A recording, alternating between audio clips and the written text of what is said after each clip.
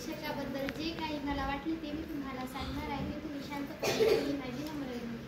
सर्वप्रथम भावसार सर यावर्षी नवीन आले म्हणून मला वाटले त्यांची आणि माझी ओळख होती का नाही, पण त्यांचा स्वभाव थोडासा कडक पण आहे आणि गरीब पण आहे, त्याच्यामुळे माझी त्यांची लवकरात लवकर ओळख झाली. त्यानंतर तुपकर सर हे गेल्या वर्षी आले. ते गेल्या वर्षी मुख्याध्यापक होते. यावर्षी त्यांच्याकडे 8वीचा वर्ग आलेला आहे. 8वीच्या वर्गातील बरेच काही विद्यार्थी हुशार आहेत. त्यानंतर बोर्डे सर हे गेल्या वर्षी आमचा वर्ग होता.